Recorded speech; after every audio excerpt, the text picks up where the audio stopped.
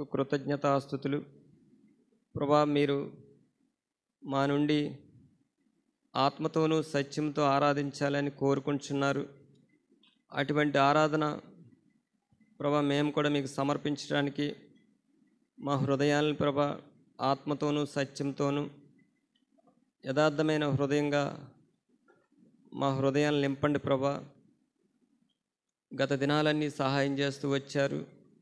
కృతజ్ఞతాస్తులు చెల్లిస్తున్నాం. ఈ దినం కూడా జ్ఞాపం చేసుకోండి. నీ మహిమ కొరకు, నీ ఘనత కొరకు జ్ఞాపం చేసుకోండి. దయగల తండ్రి, ఏలైన ఇద్దరు ముగ్గురు నా నామమున ఎక్కడ కూడి ఉంటే వారి మధ్యన ఉంటానన్నావు ప్రభా. మీరే మా మధ్యన ఉండండి, మాకు సహాయం చేయమని ప్రార్థన చేస్తున్నాం.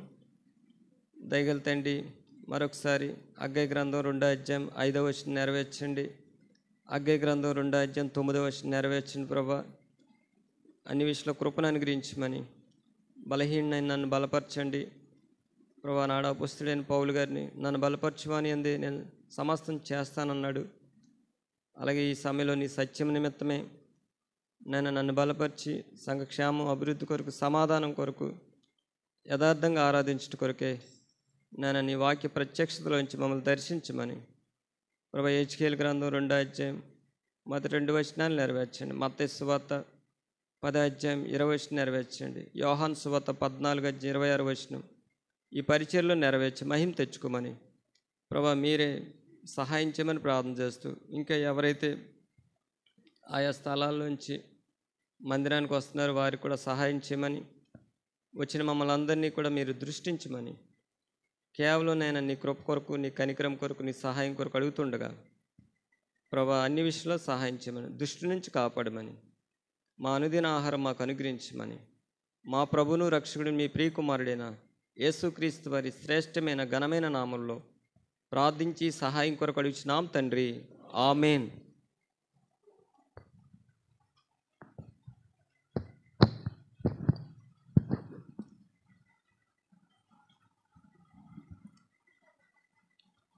పరిశుద్ధ గ్రంథంలోంచి దేవుని వాక్యాన్ని చదువుకుందాం. గత దినాలుగా ప్రభుని ఆరాధిస్తున్నాం. ఆయన సత్యవంతుడని ప్రభుని మనం ఆరాధించాం. ఆయన కృపగలవాడని ఆ కృపను బట్టి మనం ప్రభుని ఆరాధించాం. గత దినాలుగా ప్రభుని ఆరాధిస్తూ వచ్చాం. మనం ఆరాధించాలంటే ఆయన ఆరాధనకు యోగ్యుడై ఉండాలి. ఈ సమయంలో కూడా చూడండి, పరిశుద్ధ గ్రంథంలోంచి తమ్ముడు కొరింథీయులకు రాసిన మొదటి పత్రిక, కొరింథీయులకు రాసిన మొదటి పత్రిక 9వ వచనాన్ని జ్ఞాపం చేసుకుందాం. కొరింథీయులకు రాసిన మొదటి పత్రిక 1వ అధ్యాయము 9వ వచనం చదువుకుందాం. మన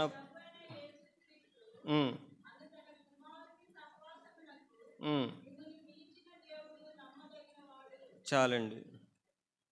అపోస్తలుడైన పౌలు గారు కొరింథీయులకు రాసిన మొదటి పత్రికలో, ఆ పత్రికలో 1వ అధ్యాయం 9వ వచనం ఏముందంటే, మన ప్రభు అయిన యేసుక్రీస్తును తన కుమారుని సహవాసమునకు మిమ్మల్ని పిలిచిన దేవుడు నమ్మదగినవాడు. గత దినాల్లో అనేక సందర్భాలు పరిశుద్ధ గ్రంథంలోంచి వాక్యాలు జ్ఞాపం చేసుకుంటూ వచ్చాం. మరి ఈ దినం కూడా ఈ వచనంలో 9వ వచనంలో ఏముందంటే, మన ప్రభు అయిన యేసుక్రీస్తు తన కుమారుని సహవాసమునకు మిమ్మల్ని పిలిచిన దేవుడు నమ్మదగిన. దేవుడు నమ్మదగినవాడు. దేవుడు ఎవరండి? నమ్మదగినవాడు. నమ్మదగిన దేవుడిని మనం ఆరాధిస్తున్నాం. మనం ఏదన్నా ఈ లోకంలో ఏదైనా వస్తువు కొనాలంటే ఆ వస్తువు నమ్మకమైనది అయితేనే, అమ్మే ఆ వ్యాపారస్తుడు కూడా నమ్మకమైన వాడైతేనే కొంటాం. లేకపోతే ఏ వస్తువు మనం తీసుకోం. సెల్ ఫోన్ కానీ, లేకపోతే మనం వాడే ఏ వస్తువు అయినా సరే ప్రతిదానికి కూడా నమ్మకం ఉంటేనే మనం చేస్తాం. మరి ఈ లోకంలో ఎంతోమంది పూజింపబడుతున్నారు. అయితే ఇక్కడ లేఖనాల్లో ఏముందంటే, దేవుడు నమ్మదగిన వాడు. మన ప్రభు అయిన యేసుక్రీస్తు తన కుమారుని సహవాసం మిమ్మల్ని పిలిచిన దేవుడు నమ్మదగినవాడు. దేవుడు నమ్మదగినవాడు. దేవుడు నమ్మదగినవాడు అంటే మనం ఎవరు అండి? చూడండి, ఒక మాట ఉంటుంది. తిమోతికి రాసిన రెండవ పత్రిక, తిమోతికి రాసిన రెండవ పత్రిక 2వ అధ్యాయము 13వ వచనం. మనము నమ్మదగిన వారమైనను ఆయన నమ్మదగిన వాడుగా ఉండునంటాను. చూసారండి, అపోస్తలుడైన పౌలు గారు తన పత్రికల్లో ఎక్కువ కూడా దేవుడి గురించి చెప్పినప్పుడు ఏం చెప్తాడంటే నమ్మదగిన వాడు. మన గురించి చెప్పినప్పుడు ఏముందంటే మనము నమ్మదగిన వారమైనను ఆయన నమ్మదగిన వాడుగా ఉండునంట. ఆయన తన స్వభావానికి విరోధంగా ఏదియూ చేయలేడంట. దేవుడు నమ్మదగిన వాడు, మనమేమో నమ్మదగిన వారం కాదు. నమ్మదగిన దేవుడిని మనం ఆరాధించాలంటే మనం కూడా ఏమై ఉండాలండి? చెప్పాలి. ఒక ఉద్యోగం తీసుకోవాలంటే ఆ ఉద్యోగానికి అర్హత ఉంటుంది, లేకపోతే ఉద్యోగం మనకు ఇవ్వరాళ్ళు. కాలేజీల్లో కూడా చూడండి, స్కూల్లో కానీ ఏ విషయంలో అయినా సరే ఒక అర్హత ఉంటుంది. జాయిన్ చేసుకోవాలన్నా, ఉద్యోగం రావాలన్నా, దేనికైనా సరే ఒక అర్హత ఉంటుంది. మరి నమ్మదగిన దేవుడిని నువ్వు ఆరాధించాలంటే మనమేమో నమ్మకమైన వారం కాదు, దేవుడేమో నమ్మదగిన వాడు. దేవుడు ఎందుకు నమ్మదగిన వాడు అంటే కొన్ని విషయాలు దేవుని వాక్యం ద్వారా తెలుసుకుని ప్రభుని ఆరాధిద్దాం. చూడండి, మొట్టమొదటిగా అక్కడ ఏం చూసాం మనం?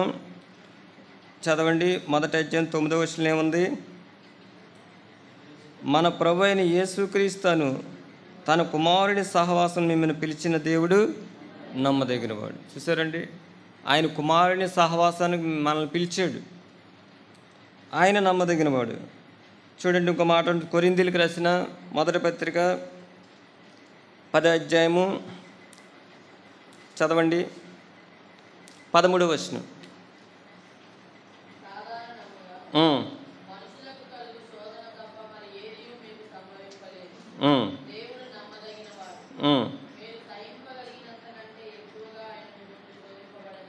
చాలండి. ఇక్కడ కూడా పౌలు గారు ఏం రాశారండి? 10వ అధ్యాయం 13వ వచనంలో ఏముందండి?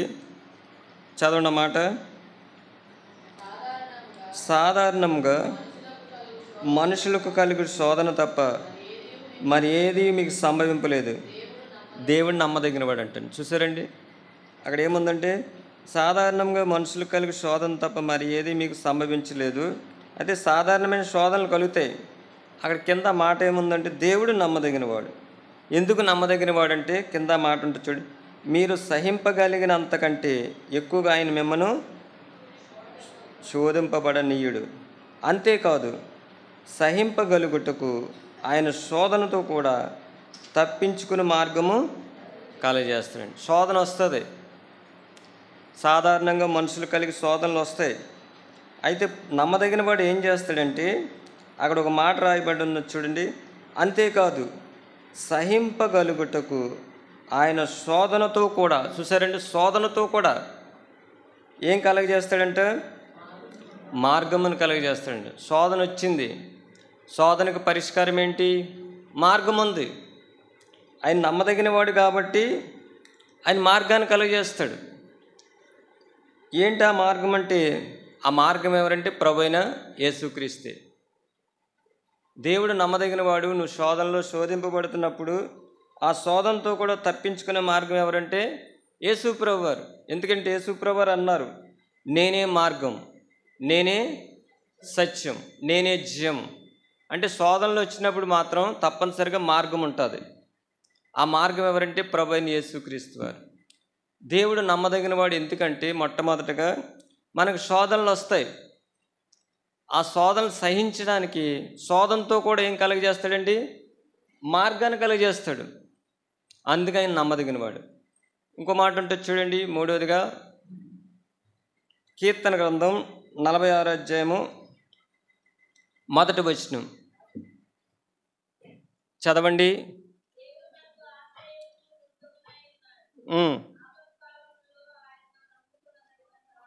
చాలండి. చూసారండి, దేవుడు నమ్మదగిన వాడని ఎలా రుజువుపరుస్తుందంటే లేఖనాల్లో కొన్ని విషయాలు ఏంటంటే ఆపత్కాలంలో ఆయన ఎవరండి? చెప్పాలి.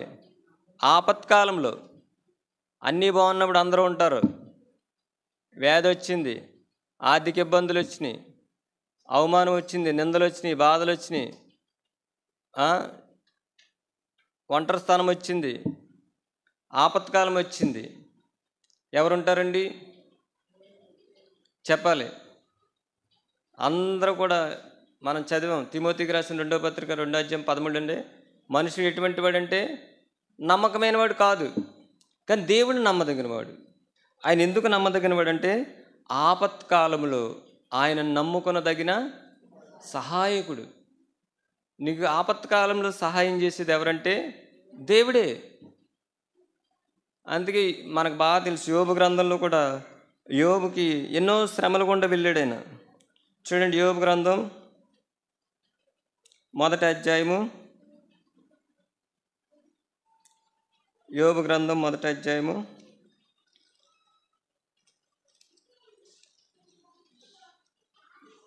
అక్కడ ఒక మాట ఉంటుంది.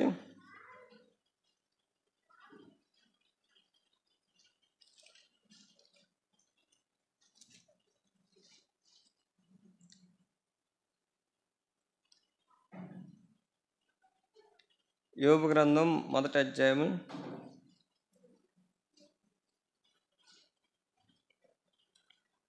చదవండి. 21వ వచనం. నేను నా తల్లి గర్భంలో దిగంబరికి వచ్చి తిని దిగంబరి అక్కడికి తిరిగి వెళ్ళదును. యెహోవా ఇచ్చెను, యెహోవా తీసుకుని పోయిను. ఆయనకున్న ఆస్తి అంతా పోయింది, ఆయనకున్న కుమారులు కుమార్తెలు పోయారు, పనివారు అందరూ పోయారు. ఆయన ఏమంటాడంటే, నేను నా తల్లి గర్భంలో దిగంబరికి వచ్చి తిని దిగంబరికి అక్కడికి తిరిగి వెళ్ళదును. యెహోవా ఇచ్చెను, యెహోవా తీసుకుని పోయిను, యెహోవా నామమునకే స్తుతి కలుగును గాక. ఈ సంగతుల్లో ఏ విషయమందును యోబు ఏ పాపము చేయలేదు, దేవుడు అన్యాయం చేసినని చెప్పలేదు. ఆ 2వ అధ్యాయంలో కూడా చూస్తే మరలా తనకి ఏమొచ్చింది, శరీరానికి చూడండి ఆ మాట ఉంటుంది. 2వ అధ్యాయం 4వ వచనం. అపవాది శర్మం కాపాడుకుంటే శర్మమును, తన ప్రాణం కాపాడుకుని తనకు కలిగింది యావత్తు నరుడిచ్చును కదా. ఇంకొకసారి నీ చేయి చాపి అతని ఎముకలను అతని దేహం మొత్తినిడలా అతడు నీ ముఖం ఎదుటినే దూషించి నిన్ను విడిచి పోవునను. తనకు కూడా ఏమొచ్చిందంటే చూడండి అక్కడ మాటను, తన స్థితి ఎలాగుంటుందంటే అదే 2వ అధ్యాయంలో 12వ వచనం. వారు వచ్చి దూరంగా నిలబడి కన్నులెత్తి చూసినప్పుడు అతన్ని పోల్చలేకపోయారంటండి. చూసారండి, యోబుని పోల్చలేక ఏం చేశారు? చదవండి. పోల్చలేకంట తమ వస్త్రములు చింపుకొని ఆకాశం తట్టు తల మీద ధూళి చల్లుకుని ఎలుగెత్తి ఏడ్చారు. ఎందుకంటే 13వ వచనం, అతని బాధ అత్యధికంగా ఉందంటండి, అత్యధికంగా ఉందంట. ఇటువంటి పరిస్థితులు యోబు గారికి సంభవించినప్పుడు ఎవరుంటారు చెప్పండి? సాటిన సహాయం. ఆ భార్య కూడా ఏమందంటే 9వ వచనం, అతని భార్య వచ్చి నీవెంకనూ యథార్థత వదులుకుందువా, దేవుని దూషించి మరణం కమ్మని. చూసారండి, భార్య కూడా 10 మంది పిల్లలున్నారు, ఆస్తి ఉంది, సమస్తం ఉంది. అయితే ఒక దినం అన్నీ కోల్పోయినప్పుడు భార్య ఏమంటుందండి? దేవుని దూషించి మరణం కమ్మంటుంది. భార్య నమ్మకస్తురాలంటారా చెప్పండి? అన్నీ ఉంటేనే అందరం, ఏమి లేకపోతే ఒక్కడే. ఆ ఒక్కడున్న సమయంలో ఎవరు నమ్మదగిన వాడంటే దేవుడు. దేవుడు అందుకే దేవుడు నమ్మదగిన వాడు. ఆపత్కాలంలో ఆయన ఎటువంటి వాడంటే నమ్మదగిన వాడు, సహాయం చేస్తాడు. మరి ఇంకో మాట చూడండి, ఎబ్రీయులకు రాసిన పత్రిక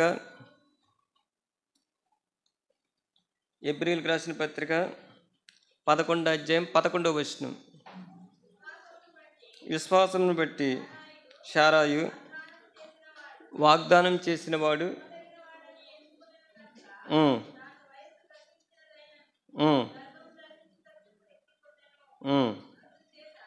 చాలండి. అక్కడ ఏముందంటే ఎబ్రీయులకు రాసిన పత్రిక 11వ అధ్యాయం 11వ వచనంలో వాగ్దానం చేసిన వాడు ఎవరండి? నమ్మదగిన వాడు. మొట్టమొదటిగా కొరింథీయులకు రాసిన మొదటి పత్రిక 1వ అధ్యాయం 9వ వచనం ఏంటంటే, యేసుక్రీస్తు తన కుమారుడి సహవాసాన్ని పిలిచిన దేవుడు నమ్మదగిన వాడు. రెండవదిగా చూస్తే ఆపత్కాలంలో ఆదుకునేవాడు ఎవరంటే దేవుడు ఒక్కడే. ఎందుకంటే అందరికీ ప్రాణభయం ఉంటుంది, మరణ భయం ఉంటుంది, కష్టాలు ఉంటాయి, నష్టాలు ఉంటాయి, ఇబ్బందులు ఉంటాయి. కానీ దేవుడు ఎటువంటి వాడంటే నమ్మదగిన వాడు. ఆయన ఏం చేస్తాడండి? ఆపత్కాలంలో చెప్పాలి, సహాయం చేస్తాడు. మొట్టమొదటిగా ఆయన కుమారుని సహవాసాన్ని పిలిచిన దేవుడు నమ్మదగిన వాడు. రెండవదిగా చూస్తే ఆపత్కాలంలో సహాయం చేస్తాడు. మూడవది చూస్తాం ఏంటండి? మనకి ఏం కలుగుతాయంట? మనుషునికి సాధారణమైన శోధనలు కలుగుతాయి, ఎన్నో శోధనలు వస్తూ ఉంటాయి. ఆ శోధనలో కూడా శోధన సహించుటకు మార్గాన్ని కూడా కలుగజేస్తాడు. అంటే శోధన వస్తుంది, మనం శోధన వచ్చినప్పుడు భయపడుతూ ఉంటాం. ఆ శోధన సమయంలో ప్రభు ఏం చేస్తాడంటే మార్గాన్ని కలుగజేస్తాడు. ఎందుకంటే ఆయన నమ్మదగిన వాడు. ఇంకో మాట చూడండి, హెబ్రీయులకు రాసిన పత్రిక 11వ అధ్యాయంలో ఏముందంటే వాగ్దానం చేసిన వాడు నమ్మదగిన వాడు. ఎవరు అంటున్నారండి ఆ మాట? చూడండి, హెబ్రీయులకు రాసిన పత్రిక 11వ అధ్యాయం 11వ వచనంలో ఏముందంటే విశ్వాసమును బట్టి శారాయి వాగ్దానం చేసిన వాడు నమ్మదగిన వాడని ఎంచుకుందంటండి. చూసారండి? అంటే నమ్మదగిన వాడు వాగ్దానం చేస్తే ఏం చేస్తాడు? చెప్పాలి, చెప్పరేంటి? వాగ్దానం చేసిన వాడు ఏం చేస్తాడండి? నెరవేరుస్తాడు. ఎంతోమంది ఈ లోకల్లో ఎన్నెన్నో వాగ్దానాలు చేస్తారు. ఆ వాగ్దానాలన్నీ కూడా కొంతమంది నెరవేర్చడం, లేకపోతే వారి ప్రాణాన్ని పోగొట్టుకుంటారు. కానీ దేవుడు అటువంటి వాడు కాదు. ఆయన ఏ సమయంలో చేసినట్టు వాగ్దానము చదవండి. ఆ మాట 12వ వచనం, 11-12 చదవండి. మృతతుల్యమైన ఆ ఒక్క నుండి సంఖ్యకు ఆకాశ నక్షత్రం వలెను సముద్ర తీరమందు లెక్కింప సఖ్యం కానీ ఇసుక వలె సంతానం కలిగిందంట. చూసారండి? దేవుడు వాగ్దానం చేశాడు. శారా ఏమనుకుందంటే వాగ్దానం చేసిన వాడు నమ్మదగిన వాడిని ఎంచుకుంది కనుక తాను వయసు గతించినదైనను గర్భం ధరించుటకు శక్తి పొందిందంటండి. ఈ సమయంలో ప్రభు నమ్మదగిన వాడు. మనకి ఏ వాగ్దానాలు చేసినా కానీ నెరవేరుస్తాడు. చూడండి, ఇశ్రాయేల్ దేశం ముందు ప్రపంచంలో ఎంత ఉంటుందండి? అది చిన్నదంటే ఆ మ్యాప్లో చూసినప్పుడు కనబడదు. మన ఇండియా బాగా కనబడుతుంది పెద్దదిలాగా. అది చూసినప్పుడు ఎంత ఉంటుందంటే చిన్నది. ఆ నెంబర్ ఒకటి కనపడ్డది నాకు ఆ ప్రపంచ మ్యాప్లో చూస్తుంటే, అంత చిన్నది. చూసారండి? దేవుడు ఇశ్రాయేల్ దేశం ఉందంటే దానికి కారణం ఎవరండి? దేవుడే కదా. ఆ దినాన్ని ఇస్సాకు దేవుడు ఏమిచ్చాడు? వాగ్దానాలు చేశాడు. శారాకు వాగ్దానాలు చేశాడు. అబ్రహాంకు వాగ్దానాలు చేశాడు. ఈ వాగ్దానాలన్నీ కూడా ప్రభు ఏం చేశారంటే నెరవేర్చాడు. స్త్రీకి మృతతుల్యమైన తర్వాత పిల్లలు పుట్టడం అంటే అసాధ్యం. కానీ వాగ్దానం ఏం చేసిందంటే నెరవేర్చింది. చూడండి, రోమీయులకు రాసిన పత్రిక మాట ఉంటుంది, 4వ అధ్యాయం 21వ వచనం. రోమీయులకు రాసిన పత్రిక 4వ అధ్యాయం 21వ వచనం.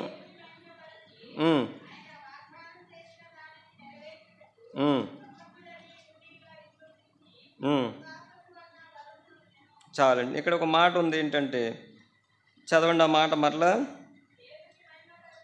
దేవుణ్ణి మహిమపరిచి ఆయన వాగ్దానం చేసిన దానిని నెరవేర్చుటకు ఎవరండి? సమర్థుడు, సమర్థత కలిగిన దేవుడు. చాలామంది వాగ్దానాలు చేస్తారని నమ్మకంగా చేస్తారు కానీ నెరవేర్చలేరు. ఎందుకంటే వాళ్ళకి ఆ సామర్థ్యం ఉండదు. కానీ దేవుడికి అటువంటి వాడు కాదు. కానీ ఇక్కడ ఒక మాట ఉంది, ఆ వచనం, దేవుణ్ణి మహిమపరిచి ఆయన వాగ్దానం చేసిన దాన్ని నెరవేర్చుటకు సమర్థుడని రూఢిగా విశ్వసించి విశ్వాసం వల్ల బలం పొందిందంటాడు. ఈ సమయంలో దేవుడు నమ్మదగిన వాడు. ఎందుకంటే ఆయన కుమారుడైన యేసుక్రీస్తు సహవాసాన్ని మనల్ని పిలిచిన దేవుడు నమ్మదగిన వాడు. ఆపత్కాలంలో ఆయన సహాయం చేస్తాడు కాబట్టి నమ్మదగిన వాడు. మనకు శోధన కలిగినప్పుడు శోధనతో పాటు ఏం కలుగజేస్తాడండి? మార్గం కలుగజేస్తాడు. ఇప్పుడు ఏదైనా చిన్న బలహీనత వచ్చింది, జ్వరం వచ్చింది, దానికి పరిష్కారం ఏంటి? స్వస్థత కలగాలంటే చెప్పరేంటి? హాస్పిటల్స్ ఉన్నాయి. ఒక వ్యాధులు తలగకపోతే ప్రభువే స్వస్థపరుస్తాడు. ఏదో సమస్యకు పరిష్కారం ఉంటుంది. ఇక్కడ కూడా మన ప్రభువుని ఆరాధించడానికి కారణం ఏంటంటే ఆయన నమ్మదగిన వాడు. చూడండి, ఇంకో మాట ఉంటుంది. దశలోనికి రాసిన మొదటి పత్రిక 5వ అధ్యాయం 23వ వచనం కానీ చదవండి. ఉమ్, ఉమ్, ఉమ్,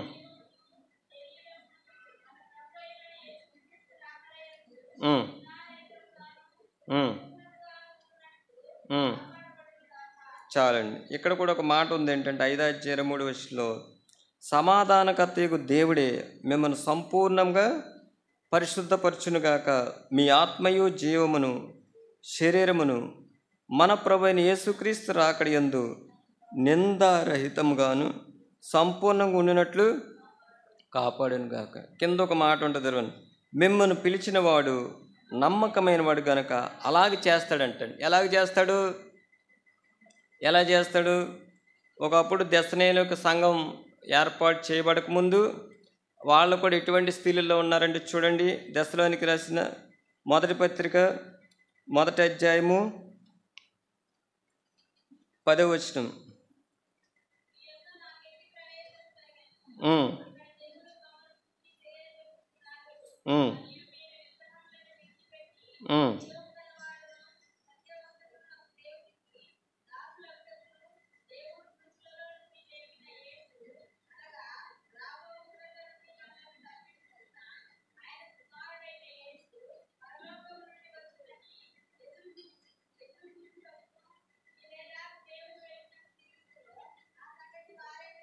చాలండి. ఈ దశలోని సంఘంలో ఉన్నవారు కూడా వారి గతం ఎలాగుందంటే ఎటువంటి వారండి? వాళ్ళు విగ్రహములు పూజించేవారు. అయితే ఎప్పుడైతే అపోస్తలుడైన పౌలు గారు సువార్త ప్రకటించారో వాళ్ళు ఏం చేశారంటే విగ్రహాలను విడిచిపెట్టారు. జీవము గలవాడును సత్యవంతుని దేవునికి దాసులయ్యారంట. ఇంకేముందంటే అక్కడ ఒక మాట ఉంది చూడండి, దేవుడు మృతుల్లో నుండి లేపిన యేసును, అనగా రాబో ఉగ్రత నుండి మనల్ని తప్పించిన ఆయన కుమారుడైన యేసు పరలోకము నుండి వచ్చినని ఎదురు చూస్తున్నారు. వీళ్ళు విగ్రహాలను విడిచిపెట్టారు. రెండోదిగా ఏం చేశారండి? జీవము గలవాడును సత్యవంతుడైన దేవునికి దాసులయ్యారు. మూడవదిగా ఏం చేస్తున్నారంటే రాబో ఉగ్రతని తప్పించుకుంటానికి ఎవరి వైపు చూస్తున్నారండి? ప్రభు వైపు చూస్తున్నారు. అందుకే అపోస్తలుడైన పౌలు గారు 5వ అధ్యాయం అక్కడ ఒక మాట ఉంది 23-24లో, సమాధానకర్తయగు దేవుడే మిమ్మల్ని సంపూర్ణంగా పరిశుద్ధపరచును గాక. ఎందుకు పరిశుద్ధపరుస్తాడు దేవుడు చెప్పండి? సమాధానకర్తయగు దేవుడు మిమ్మల్ని సంపూర్ణంగా పరిశుద్ధపరుస్తాడండి. సంపూర్ణంగా పరిశుద్ధపరుస్తాడండి. ఎందుకొరకు? ప్రభు రాకడ కొరకు. అవునా కదండి? ఆయన రాకళ్ళు ఎత్తబడాలంటే అక్కడ చూడండి, సమాధానకర్తకు దేవుడు మిమ్మల్ని సంపూర్ణంగా పరిశుద్ధపరచును గాక. ఎలా పరిశుద్ధపరుస్తాడైనా? మీ ఆత్మయు జీవమును శరీరమును మన ప్రభువైన యేసుక్రీస్తు రాకడ యందు నిందారహితముగాను సంపూర్ణంగా ఉండినట్లు కాపాడబడును గాక. మిమ్మల్ని పిలిచిన వాడు నమ్మకమైన వాడు ఎలా చేస్తాడు? ఏం చేస్తాడు? పరిశుద్ధపరుస్తాడు. ఇంకేం చేస్తాడు? ఆత్మయు జీవమును శరీరమును ప్రభు రాకడ యందు నిందారహితంగా సంపూర్ణంగా ఉండినట్లు కాపాడతాడు.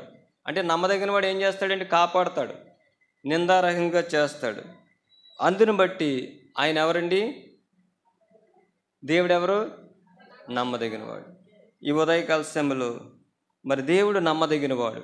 ఆయన నమ్మదగినవాడు ఎలా చెప్పగలమంటే లేఖనాల ద్వారా కొన్ని విషయాలు తెలుసుకున్నాం. మరి మన సంగతి ఏంటి? మనుషులమైన మన సంగతి చెప్పండి. ఆయన నమ్మదగినవాడు. మానవుడేమో చదవండి, తిమోతికి రాసిన 2వ పత్రిక. ఆ పత్రికలో ఆయన అంటున్నాడు, ఏమని అంటున్నాడంటే 13వ వచనం 2:13, మనము నమ్మదగిన వారు. ఆయన్ని కూడా కలుపుకుంటున్నాడు. తిమోతికి పత్రిక రాశాడు, తిమోతి మనము నమ్మదగిన వారం కాదు, కానీ దేవుడు ఎవరండి? నమ్మదగిన. దేవుడు నమ్మదగిన వాడని ఆయన పత్రికలో చాలా విషయాలు రాశాడు. అయితే మనము నమ్మదగిన వారం కాదు. ఇక్కడ కూర్చున్న మన అందరం కూడా ఎవరు కూడా నమ్మకమైన వాళ్ళం కాదు. ప్రతి ఒక్కరూ కూడా నమ్మదగిన వారం కాదు. చూడండి, కొరింథీయులకు రాసిన, ఎందుకు నమ్మదగిన వారం కాదంటే కొరింథీయులకు రాసిన మొదటి పత్రిక 6వ అధ్యాయము 9వ వచనం చదవండి.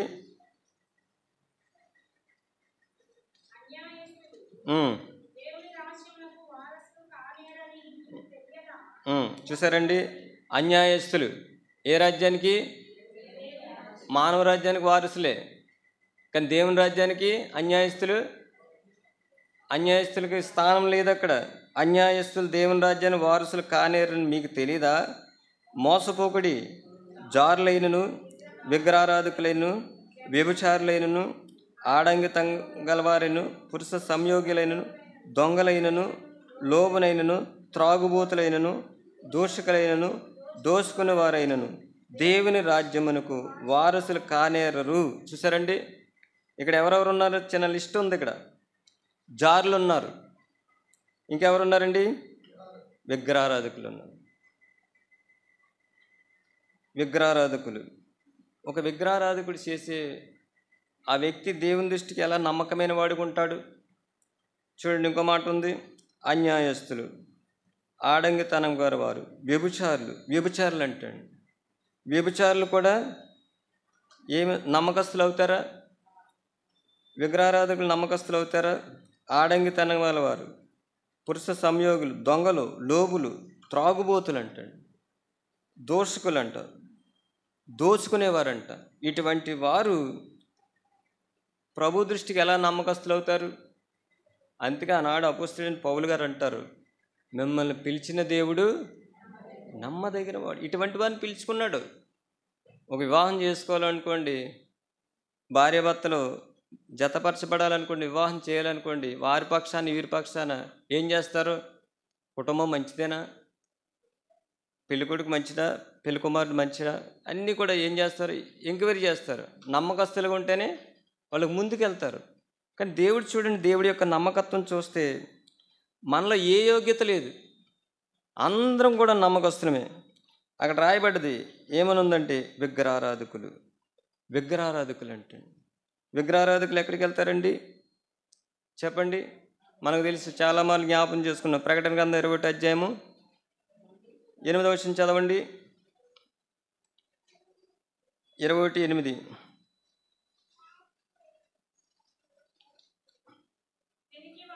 పిరికివారును, అవిశ్వాసులను, అసహ్యులను, నరహంతకులను, వ్యభిచారులను, మాంత్రికులను, చాలండి విగ్రహారాధకులు అంటే. ఈ లిస్టులో ఉన్న వాళ్ళు ఎక్కడికి వెళ్ళిపోతున్నారంటే శిక్షకు పాత్రలుగా వెళ్తున్నారు. అటువంటి వారిని ప్రభు పిలుచుకున్నాడంట. మనం పిలవాలంటే ఆ వ్యక్తులు అన్ని అర్హతలు ఉంటేనే పిలుస్తారు, లేకపోతే పిలవరు. ఉదాహరణకి ఈ లోకంలో అలా జరుగుద్ది. వారి సామర్థ్యం ఉంటేనే పిలుస్తారు, వారి హోదా సరిపోతేనే పిలుస్తారు. కానీ తక్కువ వారిని ఎవరు పిలవరు. కానీ దేవుడు నమ్మదగిన వాడు, మహాగణుడు, మహోన్నతుడైనప్పటికీ కూడా పిలిచాడంట. మరి అందుకే ఆయన నమ్మదగిన వాడు. ఎందుకంటే అపోస్తుల కార్యములు చూడండి, పౌలు గారి గురించి ఒక మాట ఉంటుంది. అపోస్తుల కార్యములు 9వ అధ్యాయము 26వ వచనం చదవండి. అతడు యెరూషలేములో నుండి వచ్చి శిష్యులతో కలుసుకున్నట్టుకు ప్రయత్నం చేసిన కానీ అతడు శిష్యుడని నమ్మక అందరూ అతనికి భయపడ్డారంటండి. ఎందుకు భయపడ్డారు పౌలు గారికి చెప్పండి? నమ్మకస్తుడు కాదు, అతనిలో నమ్మకత్వం లేదు. ఆ మాట చూడండి. అతడు యెరూషలేములోనికి వచ్చి శిష్యులతో కలుసుకున్నట్టుకు ప్రయత్నం చేశాను కానీ అతడు శిష్యుడని నమ్మక. వాళ్ళు నమ్మలేదు, మనుషులు ఎవరు నమ్మలేదు. కానీ దేవుడు నమ్మాడు. ఎవరినండి? పౌల్ని. దేవుడు నమ్మాడు. దేవుడికి తెలుసు ఆయన యొక్క నమ్మకత్వం. ఎందుకు నమ్మలేదంటే ఆ పక్కన ఉంటుంది చూడండి. 9వ అధ్యాయము 1వ వచనం చదవండి. సౌలు ఇంకను ప్రభు యొక్క శిష్యులను బెదిరించుటయు, హత్య చేయుటయు, తనకు ప్రాణాధారమైనట్టు ప్రధాన యాజకుల యొద్దకు వెళ్ళి ఈ మార్గమందున్న పురుషులైనను స్త్రీలను కనుగొని ఎడల వారిని బంధించి యెరూషలేము తీసుకుని వచ్చుటకు దమస్కులోని సమాజం వారికి పత్రికలమ్మని అడిగాడండి. అంటే పౌలు ఏం చేస్తున్నాడంటే బెదిరిస్తున్నాడు శిష్యుల్ని. హత్య చేయుటయు, తనకు ప్రాణాధారమైనట్టు ఆ మార్గంలో ఉన్న పురుషుల్ని స్త్రీలను కనుగొని వారిని బంధించి ఎక్కడికి తీసుకెళ్తున్నాడండి చెప్పండి? చూడండి, ఆ మాట పక్కన ఉంటుంది, 8వ అధ్యాయము 3వ వచనం. సౌలైతే ఇంటంటా జొచ్చి పురుషులను స్త్రీలను ఈడ్చుకుని పోయి చెరసాల్లో వేయించి సంఘాన్ని పాడు చేస్తున్నాడు. ఇటువంటి పని చేస్తున్నాడు. మరి వాళ్ళ శిష్యులు నమ్ముతుల్లా, నమ్మక ఏం చేస్తున్నారు, వాళ్ళు చేర్చుకోలేదంట. అయితే దేవుడు మాత్రం అపోస్తలుడైన పౌలు గారిని ఏం చేశాడండి, నమ్మాడు. చూడండి, ఆ మాట ఆయనే చెప్తాడు. తిమోతికి రాసిన మొదటి పత్రికలో, తిమోతికి రాసిన మొదటి పత్రిక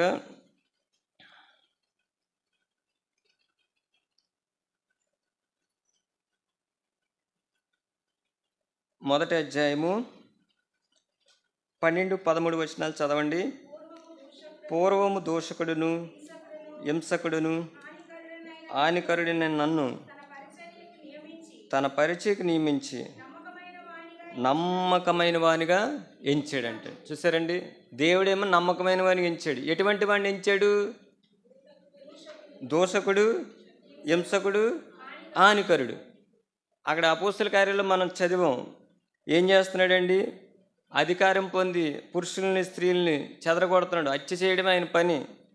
అటువంటి వ్యక్తిని చూడండి, ప్రభు ఏం చేశాడంట, తన పరిచర్యకు నియమించాడంట. ఇక్కడ నిలబడ్డ నేను కానీ, కూర్చున్న మీరు కానీ, మనం అందరం ఎటువంటి వారమే.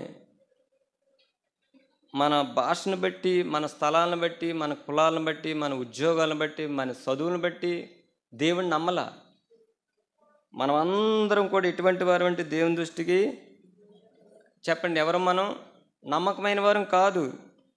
అయితే ప్రభు చూడండి, పూర్వం దూషకుడును హింసకుడును హానికరుడైన నన్ను తన పరిచయకు నియమించి నమ్మకమైన వానిగా ఎంచినందుకు నన్ను బలపరిచిన మన ప్రభు అయిన యేసుక్రీస్తును కృతజ్ఞుడై ఉన్నాను.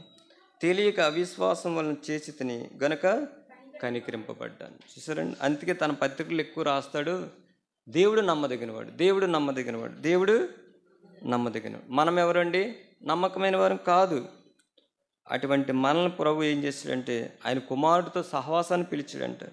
ఈ లోకంలో ఎవరైనా సహవాసం చేయాలంటే అందరితో సహవాసం చేయరు. చేస్తారండి, హోదా చూస్తారు, స్థితులు చూస్తారు, అన్ని విషయాలు చూసి సహవాసం చేస్తారు. కానీ ప్రభు సహవాసాన్ని పిలిచిన దేవుడు మనల్ని అటువంటి వారిని పిలిచాడు. అందుకు ఒక మాట ఉంటుంది చూడండి, యోహాను రాసిన మొదటి పత్రిక.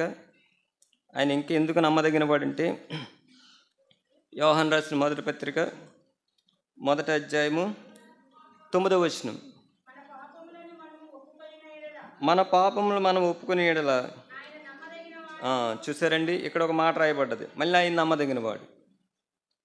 ఎందుకు నమ్మదగిన వాడంటే, మన పాపం మనం ఒప్పుకునేలా ఆయన నమ్మదగిన వాడు. ఏం చేస్తాడు? నీతిమంతుడంట. నమ్మదగిన వాడును నీతిమంతుడు కనుక ఆయన మన పాపమును క్షమించి సమస్త దుర్నీతి నుండి మనల్ని పవిత్రులుగా చేస్తాడండి.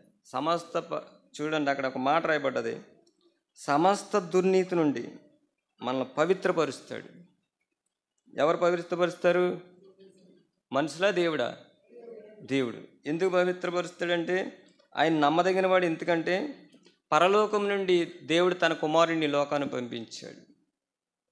పంపించినప్పుడు ఆయన పడిన బాధలు చూస్తే చాలామంది అనుకూలమైన పరిస్థితుల్లో బాగా నమ్మకంగా ఉంటారు, అన్నీ ఉన్నప్పుడు బాగానే ఉంటారు. కానీ ప్రతికూలమైన పరిస్థితుల్లో నమ్మకంగా ఉండడం చాలా కష్టం. కానీ యేసు ప్రభువు వారు మొఖం మీద ఉమ్మేస్తే నమ్మకంగా ఉన్నాడు, చెంపల మీద కొడుతుంటే నమ్మకంగా ఉన్నాడు, తల మీద ముళ్ళ కిరీటం పెడుతుంటే నమ్మకంగా ఉన్నాడు, వీడు అని అమర్యాదగా మాట్లాడుతుంటే నమ్మకంగా ఉన్నాడు, చేతుల్లో మేకలు కొడుతుంటే నమ్మకంగా ఉన్నాడు, కాళ్ళకు మేకు కొడుతుంటే నమ్మకంగా ఉన్నాడు, ముఖం మీద ఉమ్మేస్తుంటే నమ్మకంగా ఉన్నాడు.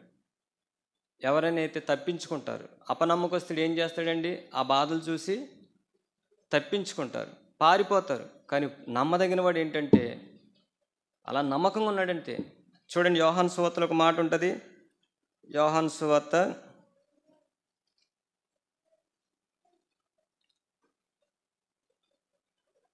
18వ అధ్యాయము 4వ వచనం. యేసు తనకు సంభవింపబోవును అన్నీ ఎరిగిన వాడే. చూసారండి, ఏంటి? ఆయనకు అన్నీ తెలుసు. ఏం చేస్తారో, సైనికులు ఏం చేస్తారో, పిలాతు ఏం చేస్తారో, ప్రధాన యాజకులు ఏం చేస్తారు? సమస్తము కూడా ఎరిగి ముందుకొచ్చాడు. అక్కడ ఒక మాట రాయబడ్డది, యేసు తనకు సంభవింపబోయిన అన్నీ ఎరిగిన వాడే వారి వద్దకు వెళ్ళి మీరెవరిని వెతుకుతున్నారని వారిని అడిగిన వారు నజరేయుడైన యేసునని ఆయనకు ఉత్తరమేగా యేసు ఆయన నేనే. చూసారండి, ముందు మరణం ఉంది, కొరడా దెబ్బలు ఉన్నాయి, శిలువపై వేలాడదీస్తారు, అపహాసిస్తారు, దూషిస్తారు, రక్తమంతా కూడా మన కొరకు కార్చబడుతుంది. కానీ ప్రభు అక్కడ చూడండి, ఆయనను నేనే. ఆయన్ని అప్పగించిన యోధ వారి వద్ద నిల్చుండును. చూసారండి, ప్రభు అంటే మరణానికి కూడా నమ్మదగిన వాడు ఏం చేస్తాడంటే, ఒక మాట ఉంటుంది, నీతిమంతుడు సింహం వలె ధైర్యంగా ఉంటాడంట, వెనక్కి తగ్గడు. మరణం ముందున్నా సరే నమ్మదగిన వాడు ఏం చేస్తాడండి, ఏం చేస్తాడు? సింహం ఎలాగుంటుందండి? నీతిమంతుడు. చూడండి, ఆ మాట సామెతల గ్రంథంలో ఉంటుంది. సామెతల గ్రంథం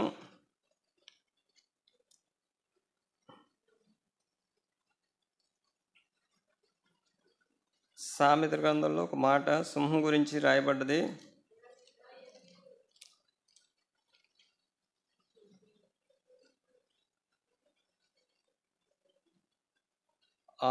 30 అధ్యాయము చదవండి.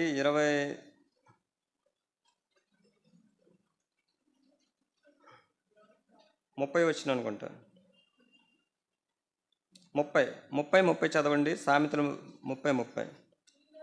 టీవీతో నడిచినవి 4 కలవు, అవేవనగా ఎల్ల మృగంలో పరక్రమ గలదై ఎవరికైనా భయపడి వెనకకు తిరగని సింహం అంటండి. ఇంక ఎవరికి భయపడదు, ముందుకు వెళ్ళడమే. యేసు ప్రభు వారు కూడా నమ్మదగిన వాడు. ముందు మరణం ఉంది, అవమానం ఉంది, ఆయన చనిపోతారు, రెల్లుతో కొడతారు, ముళ్ళ కిరీటం మళ్ళీ పెడతారు. అయినప్పటికీ కూడా ప్రభు ఎవరండి? నమ్మదగినవాడు. పేతురు ఎవరండి? చెప్పాలి, ఆ రెండిట్లోనే కనిపెట్టిపోద్ది. కుమారుడేమో నమ్మదగినవాడు. పేతురు ఎవరండి? ఎందుకని? పారిపోయాడు. ఈయన పారిపోలా, నిలబడ్డాడు. అందుకే ఆయన ఏం చేస్తాడంటే, మన పాపాలు ఏం చేస్తాడంటే ఆయన క్షమిస్తాడు. ఆయన నమ్మదగినవాడు. ఈ ఉదయకాల సమయంలో మరి అటువంటి నమ్మదగిన దేవుణ్ణి మనం ఆరాధించాలి. నీవు నేను కూడా నమ్మకస్తులుగా ఉంటే ప్రభుని ఆరాధిస్తాం. అదే యథార్థమైన ఆరాధన, అదే ఆత్మతోనూ సత్యంతో ఆరాధించాలి. అందుకే అపోస్తలుడైన పౌలు అంటున్నాడు, నేను ఆనుకోరుణ్ణి, దూషకుడిని, హింసకుడిని, సంఘాన్ని చెదరగొట్టిన వాడిని, పాడు చేసిన వాడిని, అయినను నన్ను ఏం చేశాడు? ఆయన నమ్మకమైన వాడిని ఎంచాడంట, పరిచర్యకు పిలుచుకున్నాడండి. అందుకే ఆయన పత్రికలు ఎక్కువ కూడా దేవుడు నమ్మదగినవాడు, దేవుడు నమ్మదగినవాడని ఆయన పత్రికలు రాశాడు. మరి ఈ ఉదయకాల సమయంలో మనల్ని కూడా ప్రభు నమ్మకస్తులుగా చేయడానికి మన పాపాల కొరకు యేసు ప్రభు వారి శిలువపై మరణించాడు, సమాధి చేయబడ్డాడు. సమాధిలోంచి 3 దినాలు లేచి 40 దినాలు కనబడి మళ్ళీ పరలోకానికి వెళ్ళాడు. ఆయన మళ్ళీ రాబోతున్నాడు. అటువంటి నమ్మదగిన దేవుణ్ణి మనం ఆరాధించాలి. ఆరాధించే కృప మనకి ఇచ్చాడు. ఈ లోకంలో ఎంతోమంది ఉన్నారు, బోల్డ్ మంది ఉన్నారు, కోటీశ్వరులు ఉన్నారు, మంచి విద్య, మంచి జ్ఞానవంతులు, ఎన్నెన్నో కలిగిన వారు ఉన్నారు. కానీ మనకు ప్రభు ఇచ్చాడు. చూడండి, చివరికి ఒక మాట చదివి ముగించుకుందాం. కొరింథీయులకు రాసిన మొదటి పత్రిక 1వ అధ్యాయం 26వ వచనం.